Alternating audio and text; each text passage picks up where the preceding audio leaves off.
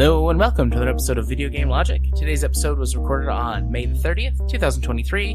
I'm your host, gaming psychologist, and with me, as always, the local crime boss down doing crime things. Caffeine Rage. On today's show, we will, of course, be discussing Gameclub, because it is that time. We're going to be going over Persona 5 Royal. We're going to tell you what next month's Gameclub is. And one further down the line. And one further down the line. After killing legal access to hundreds of 3DS games, now Nintendo is going even harder on illegal access. Nintendo, Steam, Dolphin, and the DMCA will give you the scoop. Knockout City releases server software, and the Lord of the Rings Gollum devs, quote, deeply regret, end quote, its dismal reception. Timestamps will be in the show notes following the respective topics. Hello, Rage. Hello. How are you? I'm doing all right. Well, I look at it this way. At least anything I ever do, it won't look like Gollum. Right. Yeah. I haven't gotten to listen to all of it because I'm behind on my podcasts. The Something Else podcast with Yahtzee talked about Gollum this week. So, I'll bring up that line of what they brought up when we get to it, but it's been a rough year for PC gaming, hasn't it? Yep. It's been a rough week for my PC too, my internet, which I gave the full rundown in Franken content, but just suffice it to say, dear listener, if this episode winds up being really short, it's because my internet died and did not come back.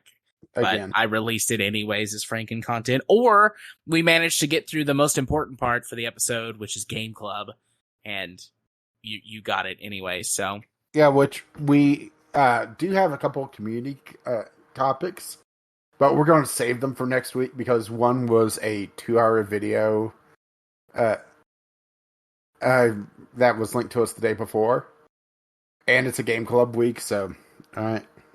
Yeah, I didn't have time. And the other one, I watched already, but you hadn't, so it's not as much fun. So we will be kind of combining those two later on. Although our very beginning of the show pool was a reference to something you showed me in that video, so. Oh, yeah.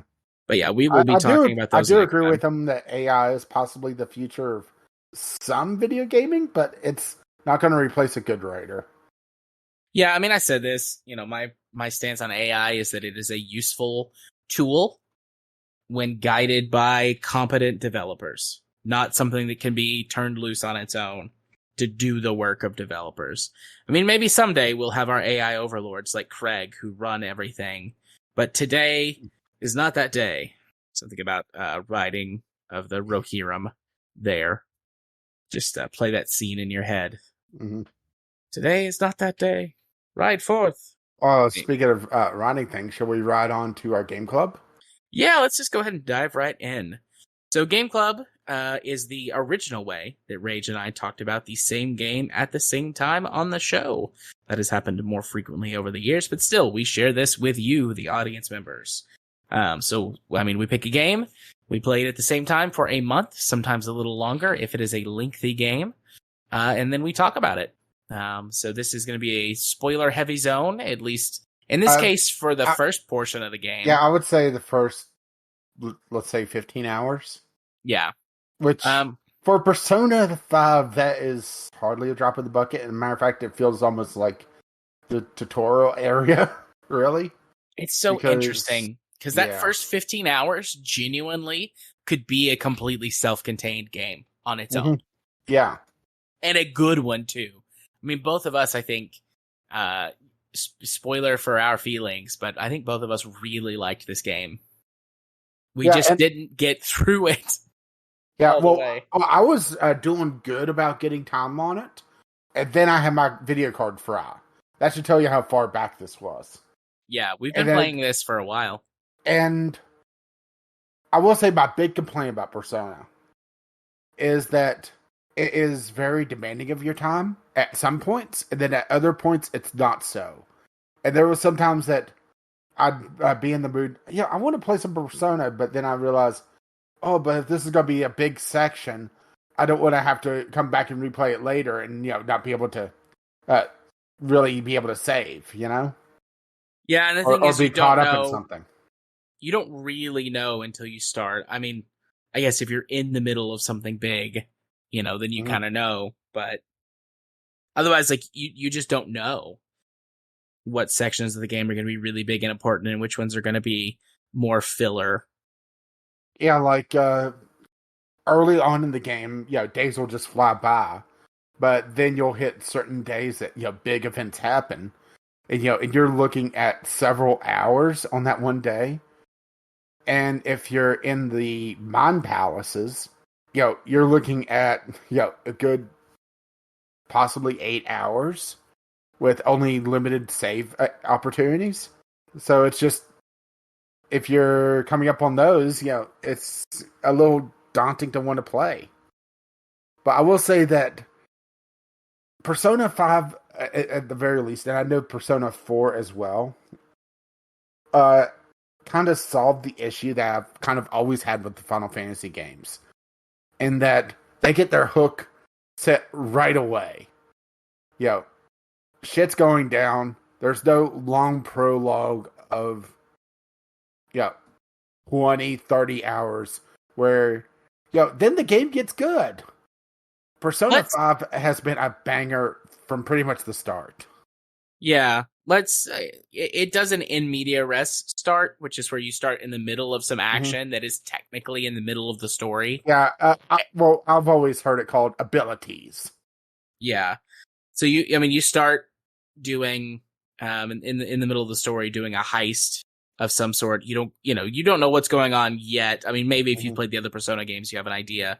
This is the first Persona game I'd ever played, so I was like, "Ooh, what are we doing? We're in a casino. Sweet, let's do crimes." And then you go through that sequence, and then it's like, "Well, let's go back to the beginning." So in media res, which is fine. That can be an overused story trope, or it can be done poorly and can cause issues. But I think Persona pulls it off really well. But before we really talk much farther about where this discussion is headed, let's rewind just a little bit for people who might have never played. Rewind? Yeah. Mind you, Persona 5 released originally in 2016. So it's kind of in that era where there was a lot of abilities, Right. And where there is a difference in Persona 5 and Persona 5 Royal. Persona 5 Royal adds a couple of new characters and some new story stuff, which to my knowledge, I have not even interacted with because I'm, still... Yeah, it's more towards the end game where the new stuff is, from my understanding. There's also, I think, some new songs added from Royal, or like some remixes of the songs in the game. I'm unclear on that. I just saw something about new music when I was reading up on it. But I didn't want to read too much because I genuinely don't want to spoil more of this game than I already kind of know about. But yeah, to rewind, for anyone who either doesn't know, maybe they've never played Persona, or maybe you've never even heard of it. I don't know. It's a relatively large niche series, if that makes sense. Persona is a JRPG. It has a turn-based combat system, and we'll get more into that depth into that in a little bit. It has lots of ways to speed up the combat that feel natural and good, but at its heart, it is a turn-based combat game where that you do your turn and then the enemy does theirs, and vice versa, until one side smacks the other one into oblivion. And as such, it has, turn-based combat mechanics. It has a lot of the kind of tropey rock, papery, scissors kind of stuff inherent to the traditional JRPG gameplay mechanics. It also has some of the same type of storytelling conventions or storytelling act structure that you expect from a JRPG. Like you said, it gets into the action a lot faster, and I think the story is much better paced, at least so far, in terms of like it's not drag-assing around for a few dozen hours. Like once you get going within the first couple hours of the game, like you're going. It keeps you hooked pretty well. But on top of that, it's also got this sort of slice of life storytelling. The game is... Yeah, I've always considered it kind of a JRPG / life sim.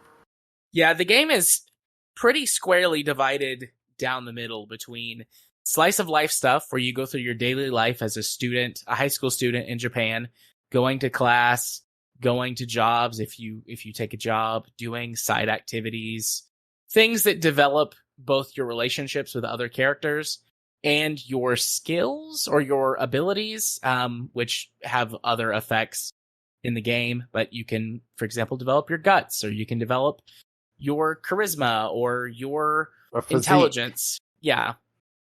And the thing is that, and the interactions from the day-to-day stuff impacts the the JRPG side, the metaverse side, which we'll get into, because that's a reflection of yourself. It's sort of kind of Matrixy when you think about it. It's very metaphysical. Yeah. I'm sure you've loved all the metaphysical stuff in it, huh? Yes. Yes, I did. But, you know, and it makes sense, too. Like, if you study a whole lot, you become smarter. And if you read a whole lot of books, you can actually develop a lot of different skills from books, which I think is nice. If you spend a lot of time talking to the other characters, you develop your relationships with them, which gives you additional powers or abilities, depending on who they are and how they relate to you. So, which also impacts the personas that you could craft later on. And neither portion of the game feels secondary. It feels like they are equal partners in making the game what it is. And sometimes you do spend more time in the metaverse, in the mind palaces. Sometimes you spend more time in the quote unquote real world, but both of them feel equally important, like they were treated as two halves of a whole. But there's so much, like, you know, the whole, like, how do you, you know, tackle a big thing one bite at a time, right? Like, there's so much going on. I feel like it all kind of interweaves together. So, and so many, like, little details and added things. Like, you brought up the crosswords, for example, and I never noticed them. So that was one part that I had missed. Right. So crosswords are like a little mini game that exists at the very least, in the coffee shop that your guardian runs, where you're living at. And every once in a while, there's a crossword puzzle laying on the table, and you can sit down and complete the crossword puzzle, and it doesn't take up any time. So you can get some intelligence boost by completing the crossword, and it doesn't eat up any of your time of day. Because whenever you complete maybe even most of the activities, time passes. And like going to your job, time passes. Going to the batting cages to improve one stat, time passes.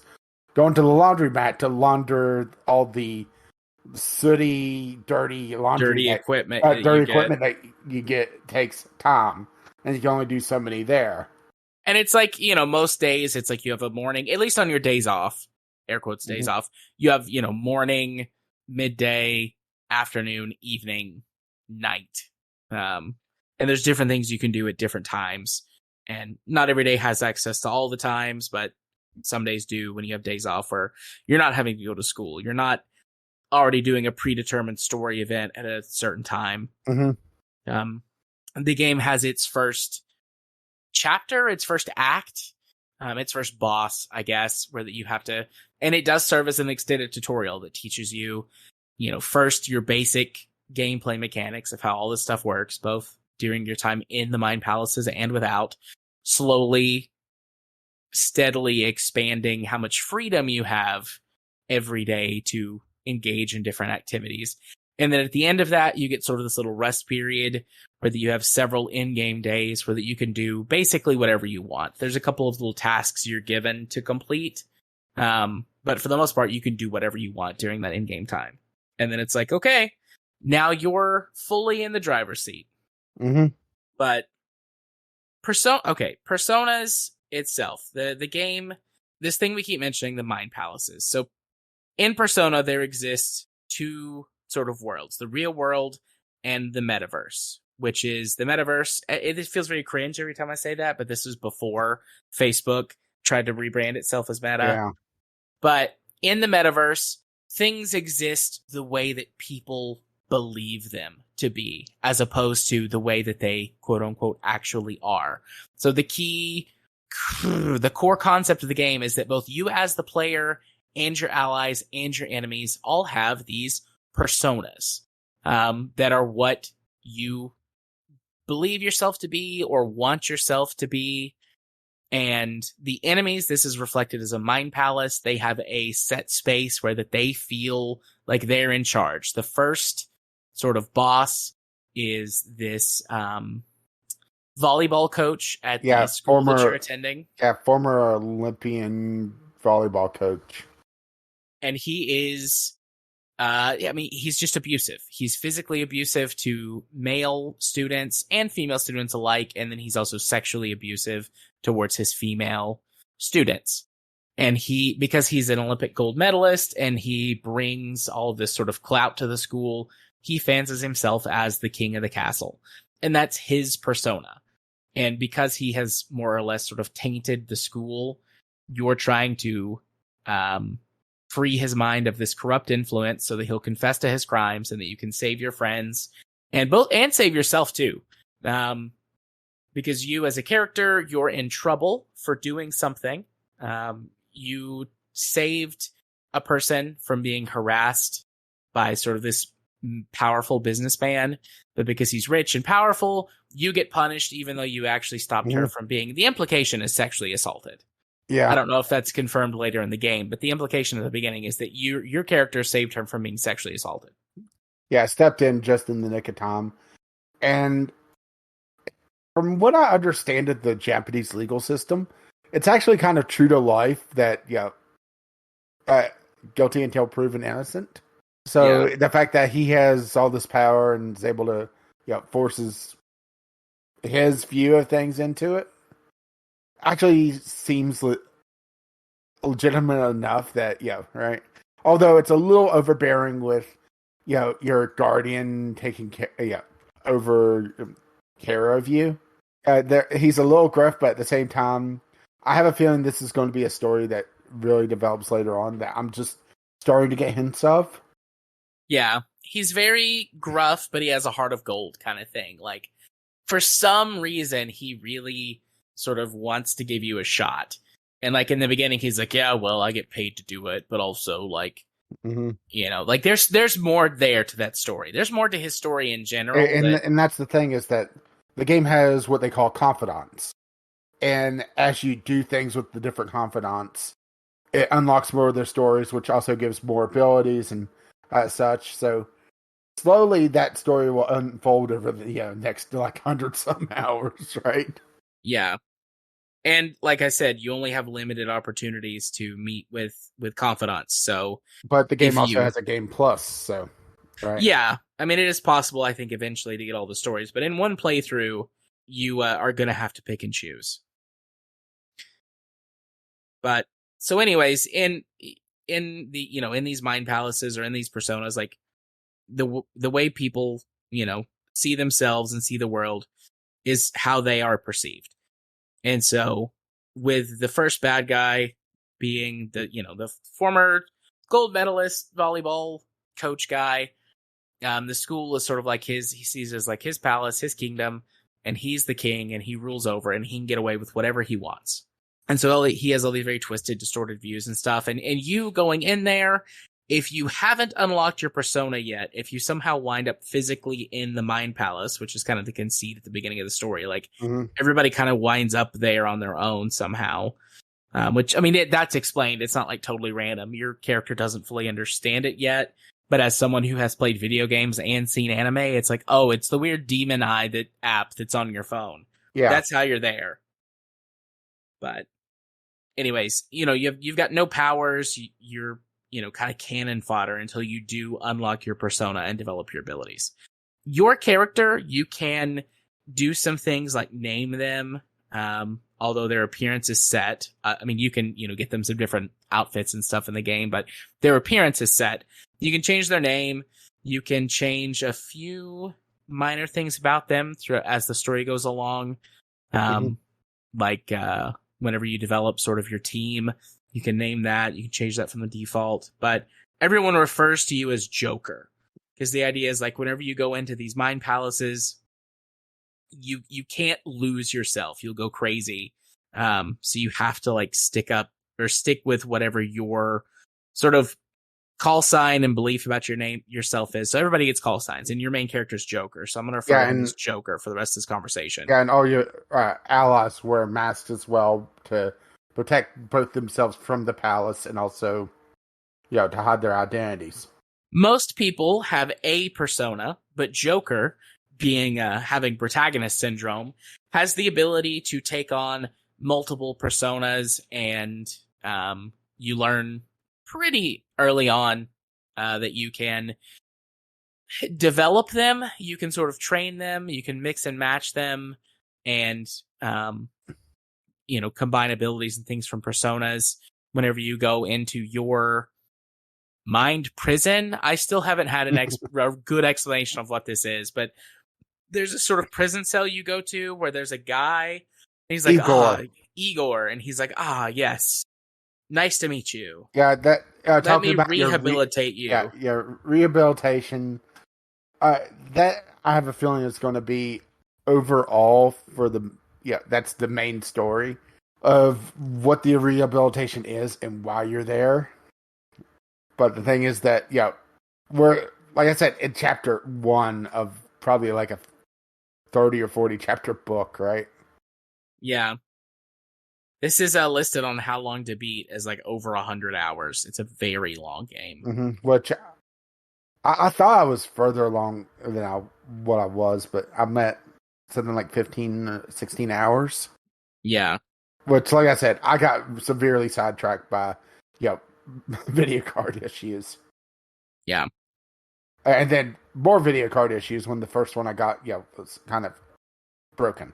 And so that's the two main parts of the game. You discover the Mind Palace, how all of that works. You're introduced to this sort of larger world within a world, or world behind a world, where you have legitimate power, developing skills back and forth, developing friendships with the characters that you meet. You meet a cat, Morgana, which I thought was a cute reference to Morgana from Arthurian lore. But she goes by Mona in... isn't it? I thought it was a she. Maybe it is a he. No, it is a he, because after the successful heist, they're hitting on Lady Anne, right? Mm-hmm. And she brings up, wait, are you a boy or a girl? And you have a choice. And I said, of course he's a boy. And he says, yeah, what do you think I was? I guess you blanked on that one, huh? I guess I did. I don't remember making that choice.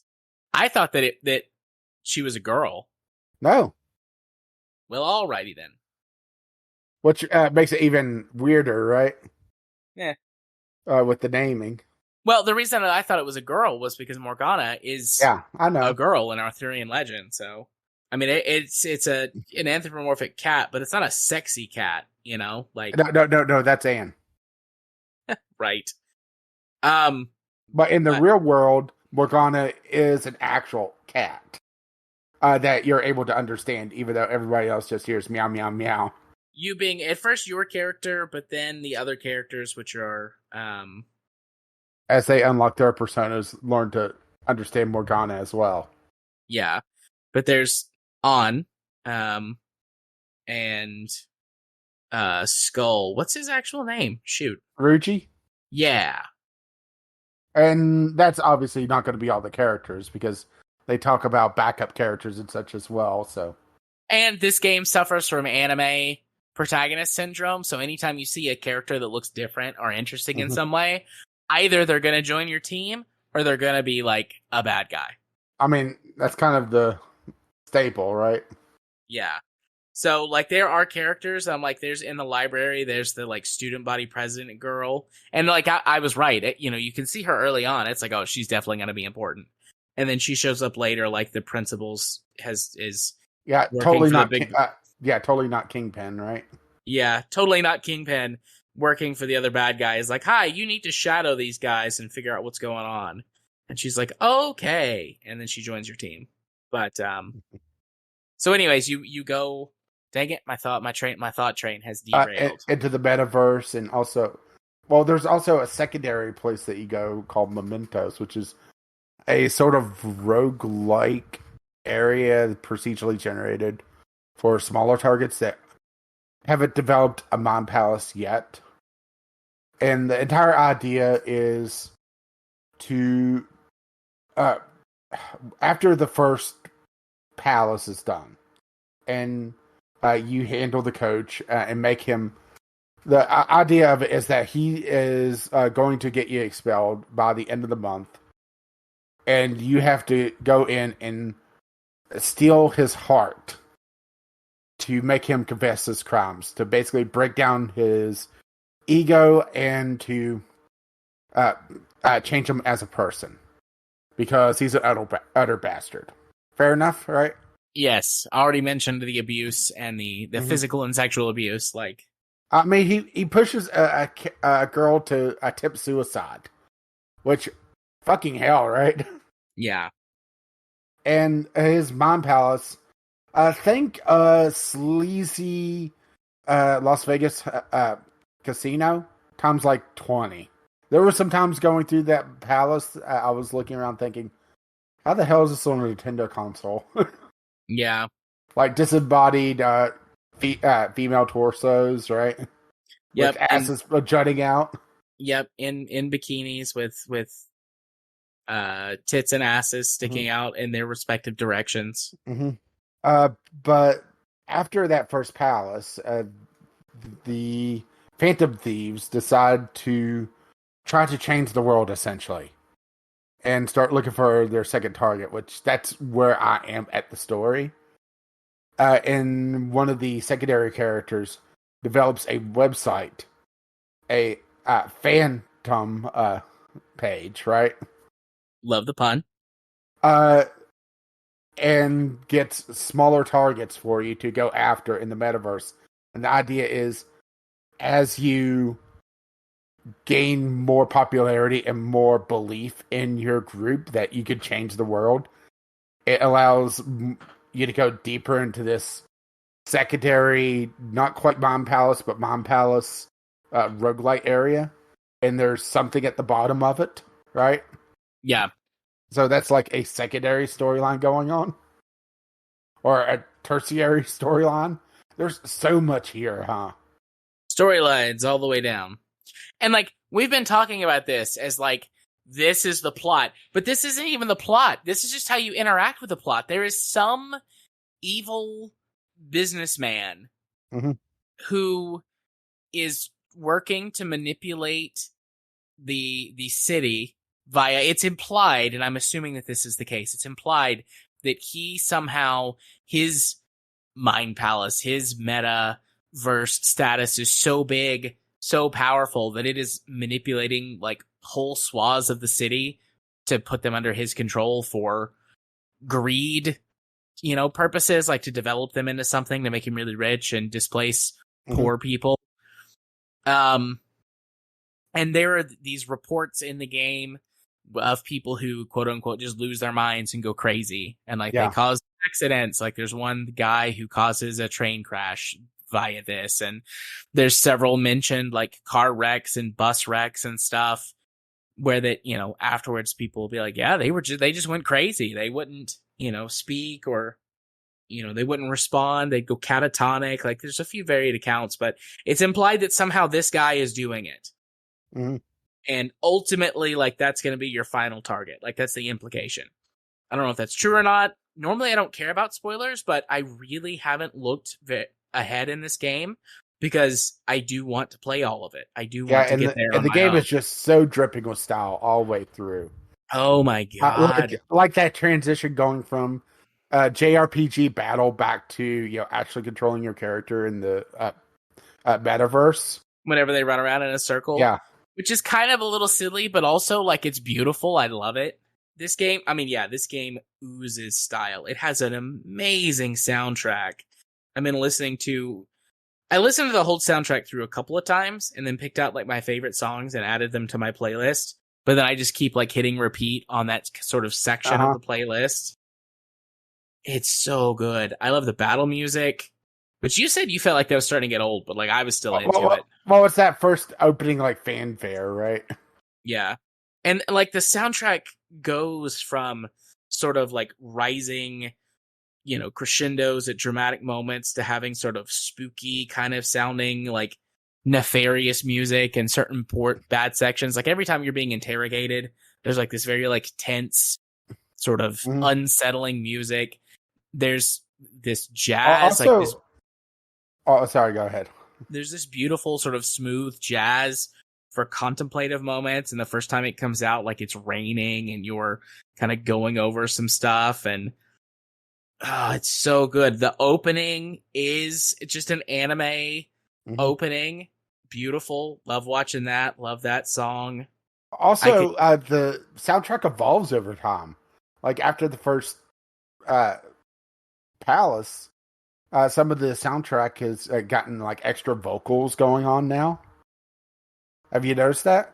Yeah, there's 124 songs in the full discography for this. And, there are little short stingers here and there, 20, 40, 120 seconds, like stuff like that are, more transitionary or small bites that just kind of play on loop while you're doing something. But there are a couple dozen songs with variations on them.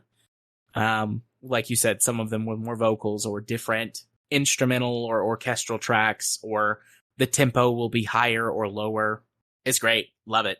I am not a musician. I'm not really musically inclined, but I know enough about sort of storytelling and how music can really diegetically tie something together to recognize, like, not only are these songs like a bop, but they are all telling the story. They are all working in unison with both the gameplay, the visuals, and then what we're being told is the story to actually all tell the same story. It's beautiful. This is art. This is what video games as art can look like. And it's gorgeous. And it sounds wonderful too. Yeah, and I want to go back and play some more. Yeah, me too. The battle systems themselves, because I kind of like briefly touched on that in like that huge kind of info dump at the beginning. The battle systems themselves, traditional JRPG in a sense, turn-based battles. You've got a few different, you've got sort of normal attacks, you've got special attacks, which can be magical or sort of physical skill-based attacks. You have a gun. I love the gun, the idea of it. Yeah, because it's like, they're not, in following sort of the Japanese approach to firearms, like, they treat firearms with a lot of respect and reverence, and even something as much as like a BB gun is treated with the seriousness of real firearms are in Canada, Australia, real developed parts of the world, not America. Fuck that. Those things, real guns might as well be toys here. But I digress. Politics. The fact is, it's like, they're not real guns. Most of them aren't even BB guns, but it's like, well, they don't know that. They expect them to be real when you point a gun at them, so they'll shoot real bullets. Yeah, like Morgana uses this big ass slingshot. And just the kind of the juxtaposition of it it's an airsoft rifle. Yeah, but they don't know that. Yeah. And there's a secondary story line going on with the airsoft guy. Yeah. If you build that up enough, right? Yep, which I've only just really started that, because he gives you the package, like you show up to sell the metal and he gives you the package, then you go back and you talk to him, like start developing that storyline there. Like I've only just started developing that story. So many like secondary and tertiary stories going on. But it's easily enough to be able to go through multiple times and just focus on different things. Yeah. But with the combat, so there's those different aspects, kind of normal physical attacks. There's a guard, magic attacks. There's the gun.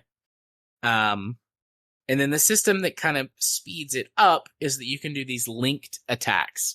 Either whenever you paralyze or stun lock an enemy, or you knock them down, you have the ability to attack again or pass it on to another teammate. Oh, the baton pass. And the more you chain these baton passes together, the stronger subsequent character attacks get. And also the cheaper the attacks get. Yeah. So you can chain up to 4 of these baton passes together, although technically speaking, it is possible to get multiple attacks with the same character if you don't pass the baton. It's just you don't get the damage bonus and the power cost reduction.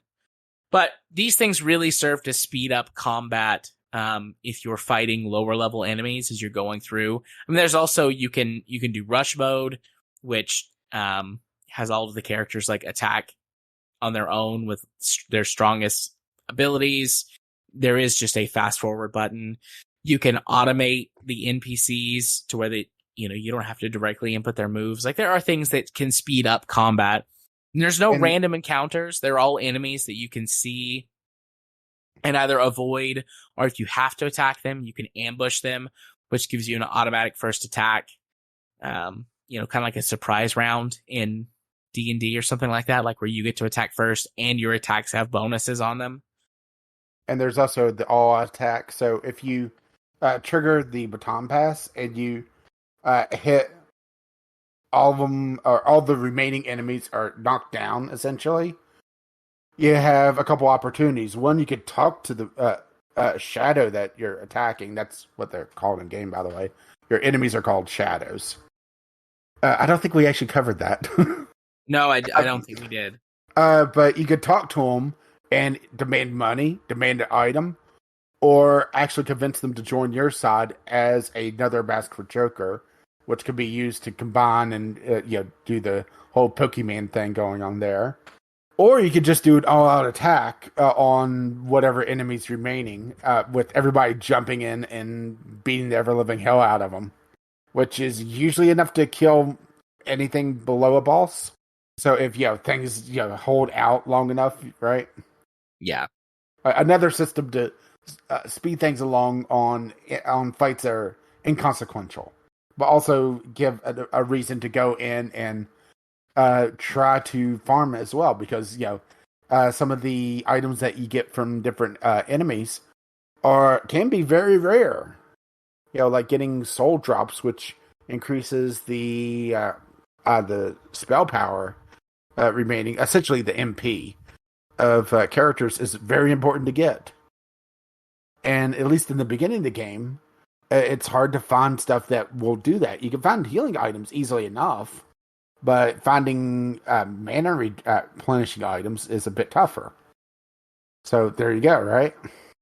Yeah. I find myself inclined to try to talk to enemies more and get, especially like farm money from them.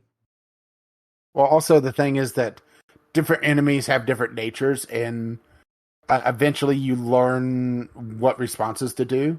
Like one that has a jolly nature will appreciate a joke, while being too serious with them will make them angry and get back up and attack again.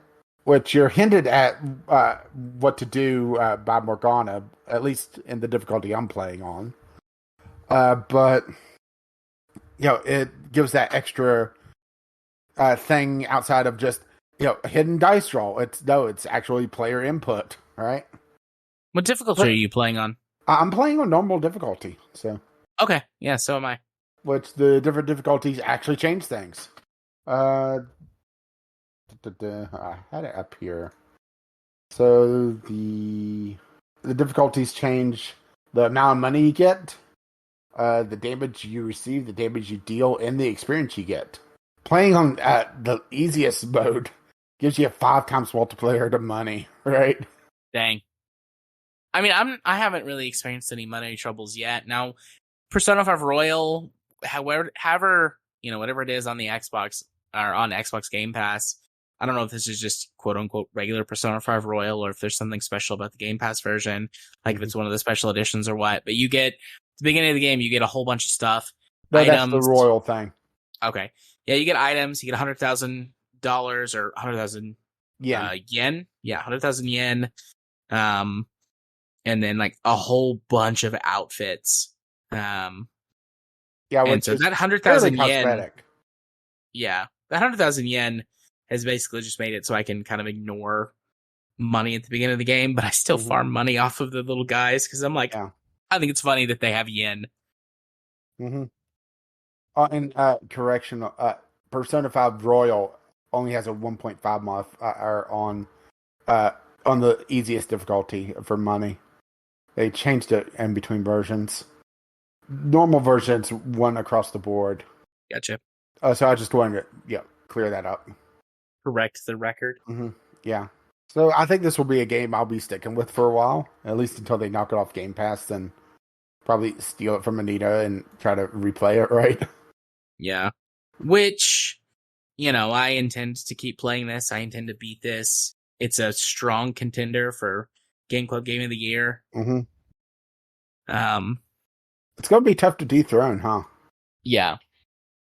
I intend to play it a lot, so I'm taking a week off, end of June, sort of 1st of July, like straddling the month change. Mm-hmm. And while I do intend to play our Game Club game for that month then as well, I would imagine based on what it is, it's not going to take me anywhere near as long, and I'm going to get some serious time to dedicate to Persona. I've got a few issues with the games, with the game. We've been really gushing over it. I do think that overall it's a lovely game. Very highly rated, like A-, A territory. And the only reason it's not an A+ for me has to do with some things that might be just like big cultural differences. I'm going to dive into this here and we can circle back around if we missed anything at the end of this. But Japanese culture, well, lots of other cultures view violence and sex differently than American culture. In American culture, violence is fine, sex is taboo. And we look at especially age of adulthood, age of consent, and we take that very, very seriously. And I know not all other cultures do, be it right or wrong. That's something that I can't 100% be like, nope, just because your culture looks at age of adulthood, age of consent differently for me, I can't 100% say that, like, yeah, you're definitely morally, in the wrong on this. But because of that fact, I have some really weird feelings about the entire first portion of the game, where that the coach is sexually assaulting what in American culture are minors, whereas in Japanese culture, they're kind of like straddling the line of that, like the way that we think of like 18 or 19-year-olds doing quote unquote like adult entertainment, like porn and stuff. There's like a lot of people who fetishize that. And then for everyone else, it's like, oh, they're like just barely not children, kind of are children. Well, these teenagers in high school are kind of straddling that line. We did some research. The Japanese age of consent is 16, which does line up with some European countries. So they're not like alone in this, but to me, it's like these characters who are 16 and 17. This feels very wrong to me. And I don't think that they're trying to say that it isn't wrong over there either. But my understanding of this is that it's because they are past that age of adulthood or age of consent in their culture. Then while it kind of falls into that kind of fetishistic territory, it's, air quotes or sarcasm quotes, okay. But, that means that one of the main characters, one of your primary companions at the beginning of the game, is very sexualized. She's wearing her default outfit is a skin tight, sexy, revealing, like red cat girl outfit with, tail and cat ears and everything. So I pretty much immediately changed her costume. It still shows up in cutscenes. They're all pre-rendered cutscenes. So your outfit changes don't actually change anything. But for the main gameplay, running around in the overworld, battle type stuff in the metaverse, she's at least wearing more normal clothes. But, that as alongside the entire first boss or the entire first dungeon being filled with what are teenage girls' torsos with, tits and ass sticking out for all to see. And don't Very forget weird. the shadow version of On that we kind of glossed over. Kurosaki, the coach, he has essentially a copy of Anne on in his palace, and it's one of those why wear anything at all at that point. Yeah, she's wearing. Extremely scanty bikini, fawning over him, and he's wearing like a little bikini himself under his royal robe, and wearing a mankini. Yeah, so it goes both ways here, right? Yeah. And like, to be clear, like, I don't care if adult people want to wear whatever they want to wear. That part doesn't bother me, but it's the whole like, oh, they're 16 or 17 in universe, and that's like, to me, those are teenagers. They are minors. They should not be sexualized by me or any other adult. And it's like, that just feels very weird and off to me. And so I wanted to like... I guess it just didn't bother me as much because it's also the reflection of what she wants to be, That's true. Especially considering her persona, right? Yeah, Carmen? Yeah. I deal with this kind of thing a lot as part of my profession, and maybe that's why I have hangups with it as well.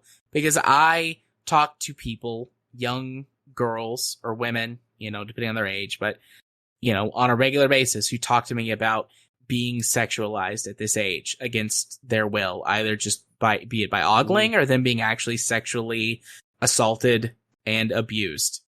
And so I've heard lots of stories about, the kind of shit that's happening in this dude's brain, like them being treated that way, or like, the story implications.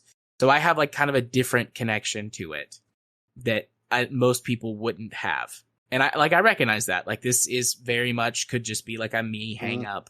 Yeah. So, I'm also not trying to say you're wrong in having that hang up. Yeah. It feels very strange to me. And that's one of the only things so far that has made me like consider knocking it down at all. A point. If it wasn't for that, and then like a few other minor little gripes, which I think are more design choices, like the limited saving when you're in the Mind Palace that makes you do try to plan those things out, but that also creates a game environment and game flow where I'm less willing to jump in for short periods of time. Mm-hmm. Yeah, that one definitely is a hang up for me as well, where, if you're in the middle of a heist, I was actually in the middle of the heist when my video card fried. So whenever I was dealing with the faulty video card afterwards, I was very hesitant to play for quite a while because what I was getting was, it would eventually just crash. My computer just blue screen because, the video card was not quite right. Yeah. So that put a real damper on me progressing further than what I really wanted because, you're looking at an hour, 2 hours to get to the next save point. And if, something goes down between then, right? Yep. And like, if that happens once, it's awful. But if it's like, if it keeps happening, so much wasted time. So, do we miss anything? Do you have anything else that you want to talk about with regard to Persona? Well, there was Jose. I just got to him. The kid in Mementos that is yet another storyline that feels like it's going to unfold, right? Yeah. So many storylines, right? The kid with the buggy that's collecting flowers and trying to understand humanity. Yeah. Totally not creepy at all and definitely not going to be evil, possibly, right? Going to be a character that you can maybe push down one path or the other. Mm-hmm. I could see that. Outside of that, there's some online connectivity where you could see what people did each day as like kind of the wisdom of the crowds. So many people went into the Mind Palace this day. So many people went and studied, right? Yeah. And there's also the Thieves' Den, which serves as kind of a trophy room of all the stuff that you've done in the game. And also, there's this really convoluted card game in there that I just don't get. I haven't even gone in there and tried it. It might just be one of those things that I misread the rules or just didn't quite that clicked with me. But it was like certain cards completely change all the rules of the game.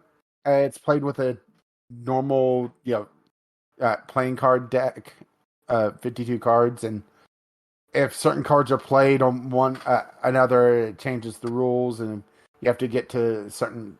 I just don't get it. Not these days with their weird non-linear card games. Yeah, let's see. Tycoon card game. I'm trying to find the rules. I mean, there's just so much, huh? Yeah. So let's see. There's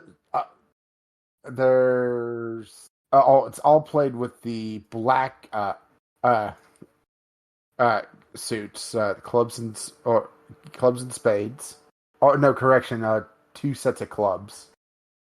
And the idea is to build up a number of points. Every time you, it all is played with all 4 suits. Sorry. The infographic I found is really help. If you play the 3 of spades, it reverses all the cards, and it's essentially trying to play one card on top of another. But the thing is, it wraps around so that the highest card is actually the 2 instead of the ace, right? Gotcha. And it goes, and there's certain things that will reverse it. And if you play 4 of a kind, it does one thing. It's just right. It is crazy. Yeah. I have one final thing to say, and it doesn't have to do with Persona directly or specifically. But when I started playing this, I realized just how many things that I have enjoyed pull from the Persona series. There's a podcast I listen to. The most obvious, or sort of the biggest example I have, is a podcast I listen to that is a Dungeons and Dragons, live role play podcast, or actual play podcast. I think is what they call it. But they use some of the music from the game, covers of the music in their show. I didn't realize that. They have characters and storylines, some of them that kind of mirror events in Persona. And then they take a lot of the concepts, the metaphysical concepts, and utilize those for their storytelling process. And it's just like, oh, neat. And then I connected some dots on a lot of other stuff like that. That I have enjoyed. Other D&D stuff or art or whatever I've seen over the years. So I'm like, oh, that's where that comes from. Neat. And I think that speaks to how good the series is, with how kind of prolific it has become among its fans and the wider community. Like, not all games do that. Not all games make it to that. A lot of really good games never get that kind of status. I don't want to say necessarily just a cult following, like it's very successful in its own right, and it's good too. Lots of times cult following implies like something wasn't quite as good, or it's very niche. This has been very successful. It just it's a good story. It's telling its story well. And that garners a lot of love from people. So, 2 thumbs up. Yeah, Intends to continue playing. Yeah, I would say 2 thumbs up as well. Also intend to continue playing. The thing is that it feels like it fixed so many issues I had with let's pick a game almost at random. Final Fantasy 12, right? Uh-huh. I felt so out of touch with the story in Final Fantasy 12. I always felt like an observer. And I realize this is one type style of storytelling compared to another. But the fact that they don't pad it out in the beginning. They actually get into the story. And this is my second Persona game, even though never really played a ton of 4. I have played enough to get into, I can't recall if they call it the metaverse there as well or not. but both times, there's a prologue, but it's not 20 hours, right? Yeah. You get an idea of some of what's going on, but enough to cook you to get to bring you in further. Not, ooh, big mysterious thing going on, but we're not going to worry about that right now. Yeah, you need to, go kill some rats in the sewer, Woo! right? All for killing those rats. It just goes to show how much a good hook in the beginning of a story can really make the game a lot more tolerable, right? Yeah. Trying to think, but I don't think I have anything else that could to add other than just going back and talking about stuff I already talked about. Yeah, I would say it's a solid A for me. I don't have quite the hang up on random anime bullshit or such. I would say that the pacing can be a bit off at times, but it's also kind of the nature of this style of storytelling and game. But it does put me off playing at times if I'm in the middle of something big, though, which is a downside. But yeah, I would say, okay, I think this game might actually be better played on a handheld like the Switch, where you can just suspend it. I think we might be actually playing on the bad platform for it, because on PC technically we can. I mean, there is hibernation modes and stuff, but we'll not get into that. Being able to just suspend on like the Switch would make it those downsides a little take the edge off of them a bit, and that was kind of something I thought about. Is that would playing on a different platform change that? And I think it would actually. Would playing like on the Steam Deck where you could just put it in hibernation, right? Yeah. So I would say if you had access to it, and it goes on deep discount pretty often, play it on console, which feels weird to say, but right? Yeah. Although there is a bit of modding that you could do for Persona, as there always is, right? Of course. And some of them it's a little cursed, and is a little much for you because right? I mean, it's sexy cat girls, so of course they go there, right? Yeah. All right. So you gave a solid A. I'm in like A- to A territory. So 2 thumbs up overall. So we have something a little different coming up. So we're going to announce 2 different games. So this is something that we probably should have been doing for the start, is that whenever we have the choosing, we look ahead to our schedule and pick out the long months and target those for bigger games like Persona, right? Yeah. So we have a long game set up for the month of August, and we have next month's game as well. So we're going to cover both of what's going on to be able to get people possibly a little bit more invested in playing the long games, because chopping big JRPG is a little daunting, right? Yeah. So it's a lot. So for next month we have Cassette Beasts. Cute little action RPG that just launched a couple weeks ago. And for August, our next long month, we have Death Stranding. Woo! Kojima weirdness, right? That's right. Looking forward to it. I wanted to play Death Stranding for a long time. I don't know if it's going to be good. I don't know if it's even going to be acceptable, but it looks weird, and I'm here for it. Yeah, and this is, of course, going to be the Game Pass version, so if it goes off Game Pass before August, we will announce a backup. So, right? Yep. Yeah, and I've actually never played a Kojima game.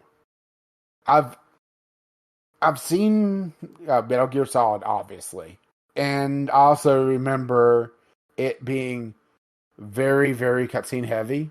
Like, oh shit, I remember visiting a friend, and he was in the middle of playing, and it was like 45 minutes to an hour of not solid cutscenes, but it would cutscene and then walk a little bit, another cutscene, right? Yeah. Which kind of put me off wanting to play, to be perfectly honest, because right. Yeah, I've played several Metal Gear games, but I could see why you would be put off. Mm-hmm. So it won't be my first Kojima game, but will be my first foray into this weirdness. So yeah, are you ready to move on to our next topic? I think so. Pull up the topics list here. After killing legal access to hundreds of 3DS games, now Nintendo's going even harder on illegal access. Oh, Nintendo. This and the next news topic. Well, I guess I should. Yeah, the next news topic. It feels very much like Nintendo's taking all that goodwill that they got with Tears of the Kingdom and just immediately cashing it in, huh? Yeah. Or, that whole distraction of, Games Media is going absolutely nuts over Tears of the Kingdom. Quick, be utter bastards! Right. That's kind of their default, be utter bastards. Yeah, true. Which, the Games Media has just been going nuts about Tears of the Kingdom, huh? I know, slight tangent, but hearing people, how did Nintendo do this? Well, they worked on it for years, and they didn't crunch their developers completely to death. It's amazing what you do, right? Yeah. You can actually release a product that doesn't completely break the moment you look at it too hard. Although it also helps that, they already had Breath of the Wild, so, they had a pretty solid base to work off of. Yeah. So, yeah. So, the whole idea around this is, last week, as we were recording the podcast, Nintendo pushed out an update to the 3DS. Mind you, the 3DS hasn't seen an update for years. And the sole thing that they did with this update was shut down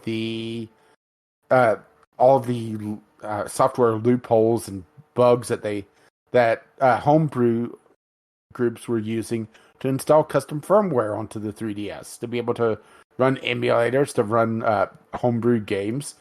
Perhaps a little bit of high seas hijinks. Yo ho, yo ho. And yeah, it's kind of a bastard move. Mind you, it only hurt really the people that hadn't done anything yet. And it honestly feels a little bit like the Streisand effect, where only thing they did was, highlighted, there's this whole homebrew scene going on, right? Whole homebrew scene going on. Nintendo stuff is remarkably easy to pirate. I mean, there were quite a few YouTubers that popped up immediately after the 3DS store closed, talking about homebrew and piracy, including some of the more retro-focused YouTubers I follow. And I can neither confirm or deny just how easy it was to hijack my 2DS. But You what? I cannot confirm or deny just how easy it was. Okay. There was some cutting out. I'm worried I'm having some issues. Well, to be fair, you've always had issues. True. But yeah, it basically just hurt the people that hadn't hacked their 3DS or 2DS yet, because that's the only people that got affected. The patch did absolutely nothing to the people that had already put in the custom firmware. Matter of fact, the custom firmware survives through the patching process, because right. Yeah. Good job, game preservers and pirates. And mind you, the new 3DS, or the new 3DS and 2DS, got rehacked within a day, and the US version took an extra day or two.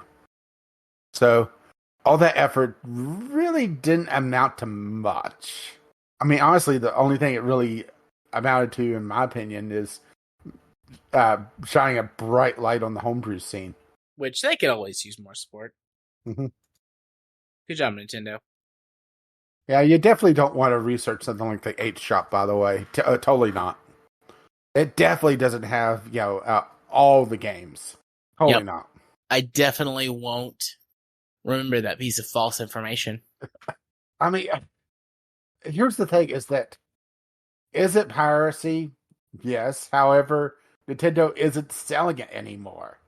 The only people that are making money off this anymore, mind you, some of the software you cannot buy anymore, even through secondary means because it was an eShop exclusive, right?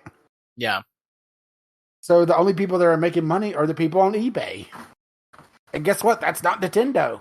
I mean, I understand partly where Nintendo's coming from, worried about not being able to resell all these games again in a few years because people are playing them on the original hardware. But at the same time, it makes you look like utter bastards, especially just after you shut down your one legitimate way to get some of this software. And Nintendo games just do not decrease in value. If anything, they increase in value. Yeah, Nintendo's... I don't know what they're doing other than just looking for an excuse to start shit and push other product, other console, other generation. I But really think that at some point, if not this console generation, we're going to see their version of the virtual console for either the Switch or the next console include the 2DS and DS games. Because they already pushed Game Boy Advance for Nintendo Switch Online. And honestly, the DS, the only thing that really kind of hurts it is the touchscreen capability, which the Switch does have. But the thing is, Nintendo always wants to do it's a console and a handheld, so they can't figure out a way to do the touchscreen while it's docked. I'm not sure if they're going to do it. However, right? yeah. And I'm just looking at some of the 3DS games, and they're still okay. They're not as expensive as I thought they would be just yet. But you're looking at some of the more popular ones, like Kirby Planet Robot. It's $45 for a game that's well over 10 years old. WarioWare Gold, $50, right? Yeah. And you also have a lot of piracy issues with some of the 2DS and 3DS games, especially for Pokemon. So you also have to worry about that, which can cause issues. So I just don't see why not at this point, right? Yeah. Especially with some of the more popular games costing just as much, if not more, than what they did do. Let's see. Kid Icarus Uprising with case and manual, $75, right? I suggest we just pirate everything from Nintendo. Steal everything that isn't nailed down. That's possible, right? And for the stuff that is, you go get a hammer and you pry it up and then you steal it. Metaphorically, of course. I mean, Nintendo's not selling this anymore, so, all right? Yeah. There's no other way to get it. So, speaking of Nintendo being utter bastards, Nintendo, Steam, Dolphin, and the DMCA. So, this one's been kind of... Oh, and there goes Jared. We'll see if he comes back. Woo! Ta-da! So, I heard the transition to the new topic. Okay. What did I miss? Not much. You immediately dropped out after that. Okay. So, good timing on that one at least, right? Yep. Carry on. Get the topic list back up, right? Yep. So, Nintendo, Steam, Dolphin, and DMCA. Speaking of Nintendo being utter bastards, although this one has been slightly misrepresented, potentially, in games media. Which makes this an interesting area. So, Dolphin is the GameCube / Wii emulator that was coming to Steam, but is now on a definite hold, pending possibly some legal issues. And it's coming down to essentially Nintendo saying that Dolphin is circumventing their copyright or their copyright, sorry. by the Dolphin emulator having the Wii decryption keys built into it, and Dolphin saying, "Nuh-uh, you can't own decryption keys like that." And the DMCA being an utter piece of trash of legislation that is way too broad and poorly worded. Because, right? Yeah. Oh, the DMCA. What an utter yoke on technology that has been over the years, huh? Yep. Outdated. And it was outdated when it was created. that's been, what, 20-something years ago? Mm-hmm. Is that right? It was around the year 2000, 2001. Yeah, because Millennium, right? Yep. Digital Millennium Copyright Act, DMCA. Actually 98, so a little bit before the Millennium, but it's still in play, right? Yeah. So the idea of it is Nintendo saying that because Dolphin is getting around their encryption of Wii games, and by extension GameCube games, but honestly, Nintendo does this thing where for quite a while, one console is essentially a souped-up version of the previous one. And the Wii was that to the GameCube, essentially, with, motion controls and, right? Yeah, a few extra bits and bobs. Which allowed them to play each other's games, or the Wii play the GameCube's games pretty much natively. By them having that key, though, there's this, legal gray area, and I can't really blame Valve for not wanting to deal with this and double checking with Nintendo, but at the same time, Nintendo might technically have the legal high ground, but this definitely doesn't feel right. Yeah, and there's a couple of Reddit comments from people more in the know than we are that goes more into depth on this. And it all comes down to the encryption keys and who owns the encryption keys, and is it legal to distribute a known encryption key like this, right? Yeah. My personal feeling is fuck Nintendo. They're a multi-billion international corporation who has chosen to stop selling and supporting lots of things that they could otherwise. Fuck them. But that usually doesn't win in court, so. Yeah. And that's kind of the thing, is that Nintendo has the legal standpoint because of the DMCA. Even though it doesn't feel right, because the Wii hasn't been supported in how long now? 15, 20 years? Yeah. And it's also it doesn't matter how much perhaps legal standing they may or may not have. They've got the money to any potential challenger just bury them. And that's kind of the other part of it, huh? And Valve was not great at communicating what exactly was going on. They basically, according to a couple of these comments, Valve contacted Nintendo.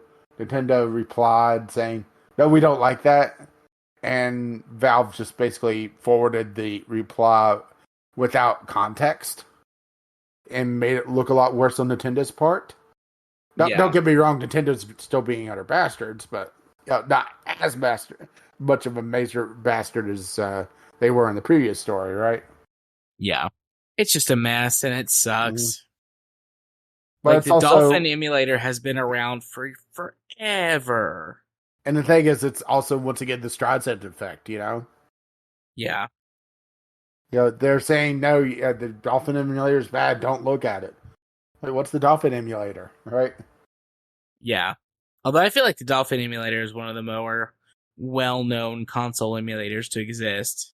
It's PCSX and the Dolphin emulator are the two that I know the most. Yeah. And have seen and heard in the most other places. It could just be observer bias, that could be true, but in my experience. But anyways, I digress. Yeah. And it also gets into the whole legal area of illegal numbers. Yeah.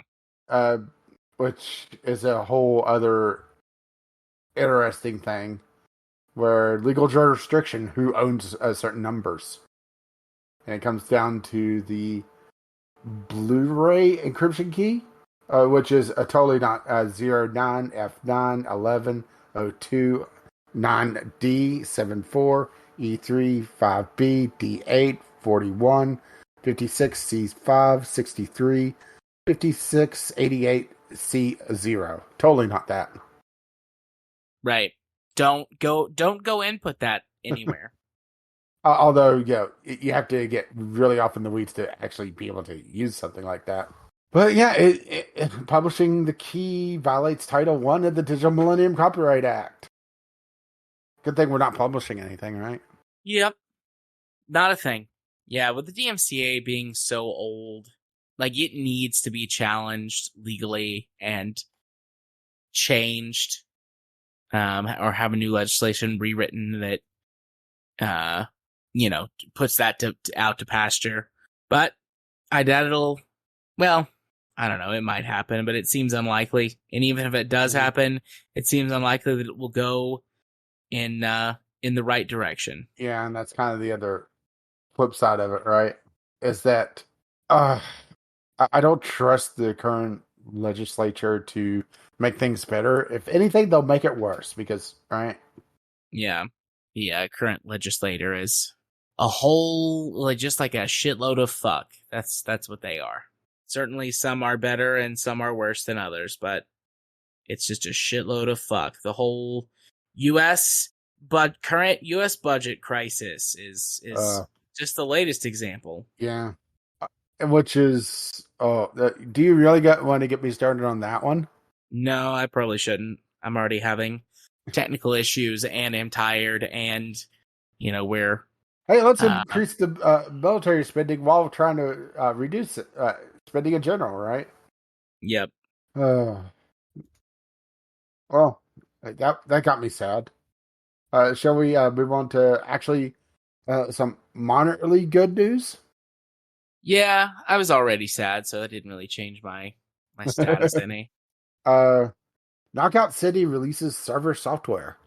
So Knockout City, if you didn't know, which honestly can't blame you, was one of the many games as a service games that died in the last year or so. Although Knockout City, that's the dodgeball one, I believe. Yep.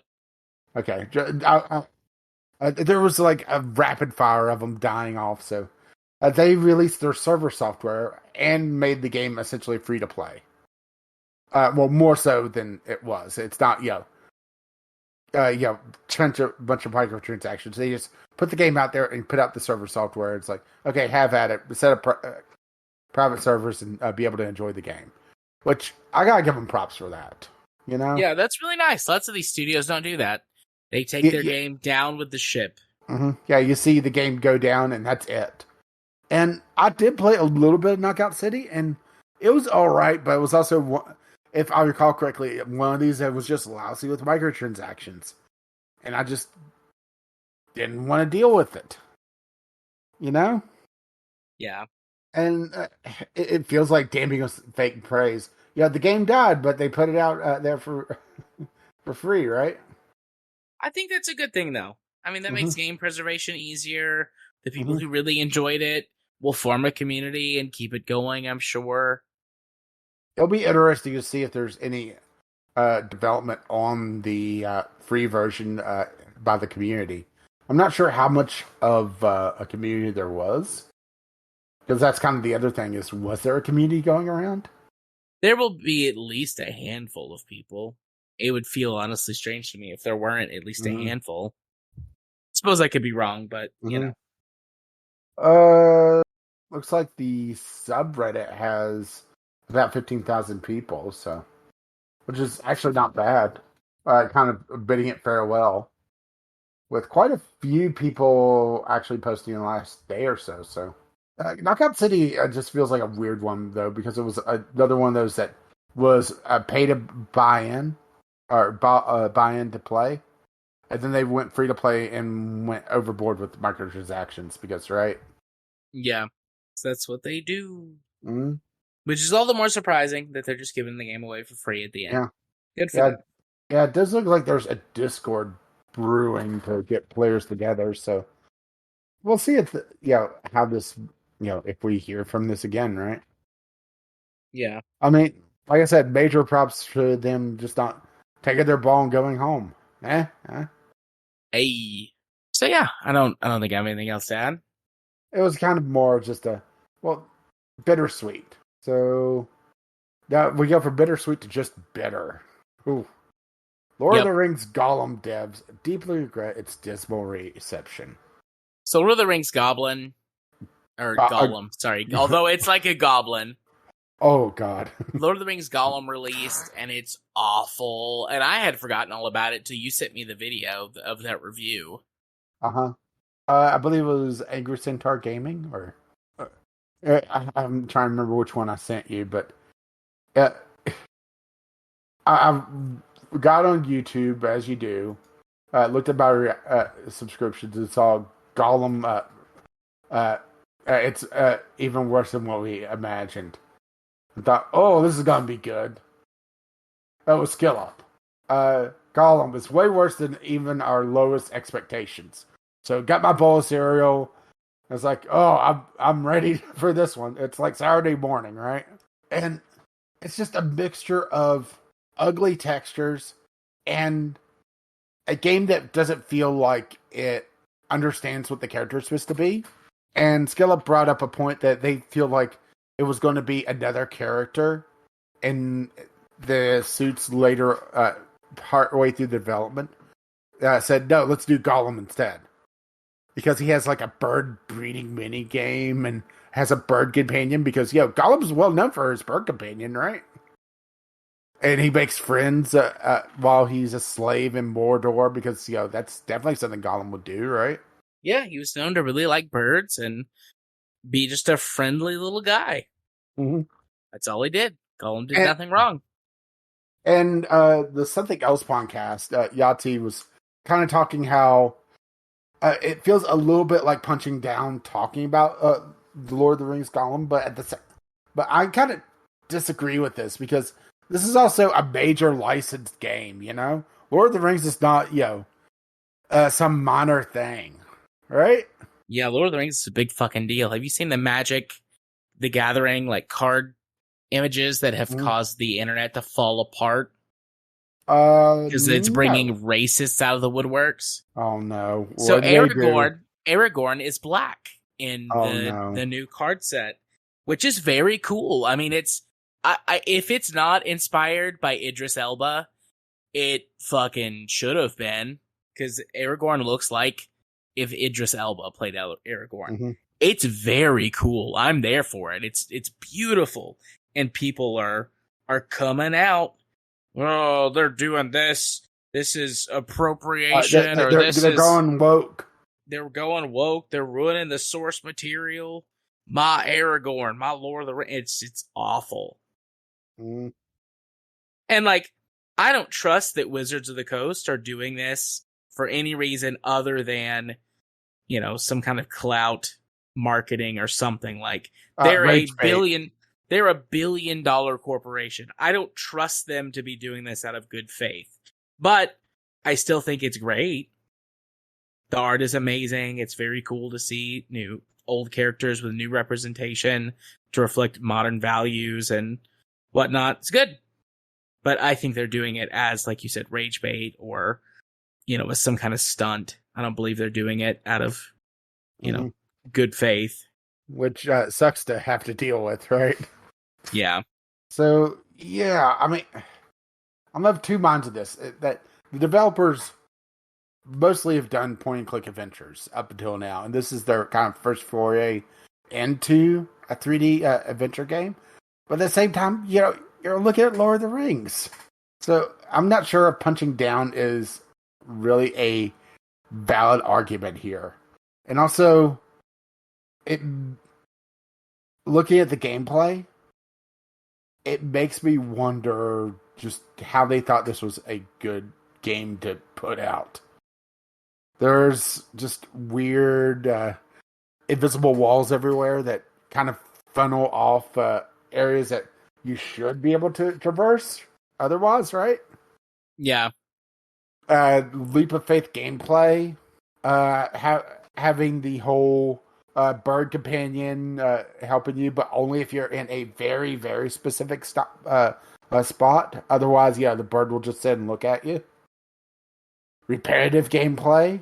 I mean, it's just all the kind of sins of action games all rolled up into one, with a very sparse Bo Howard haircut on top of it all.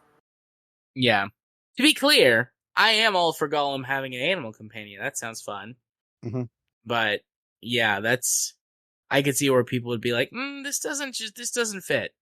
Mm-hmm. This must have been for something else at some point, and they just rolled it in.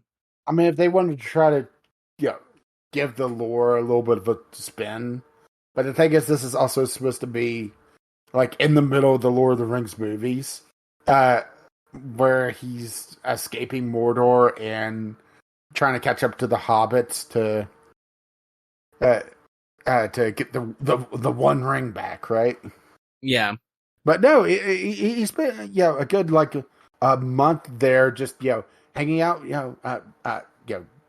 breeding his bird, making sure that the right number of logs are on the fire, otherwise it poaches the burb. And that's a thing, by the way, the whole bird breeding mini game. It's very, according to Skill Up once again, it's very specific on all the stuff you have to do. If you get any one step wrong, you have to start all over from the beginning, because of course you do. That sounds annoying. Mm-hmm. The thing is also, it's not the worst game ever. That's kind of the other part of this, is that we've seen a long string of shit on PC this year, and Gollum's kind of become the whipping boy for it. Rightly so in some places, but unjustly in others, which I do agree with them on that one. Is Gollum the worst game ever? No. There's some real stinkers out there. It's Gollum a good game in because of that? No. It's a pretty big stinker itself. Yeah. But it's also, it's not killing the industry because of its existence, right? That's E.T. Yeah. I think it's funny that you call them stinkers, because that's what Sam calls Gollum. It's a stinker. Oh. I mean, I have really no interest in playing. I thought that this could be an interesting game if they went with a different direction.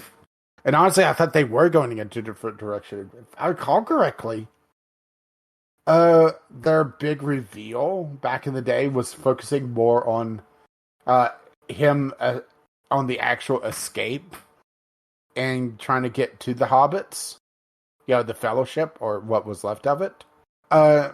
And this is just kind of this whole front half of the game is just kind of out of nowhere.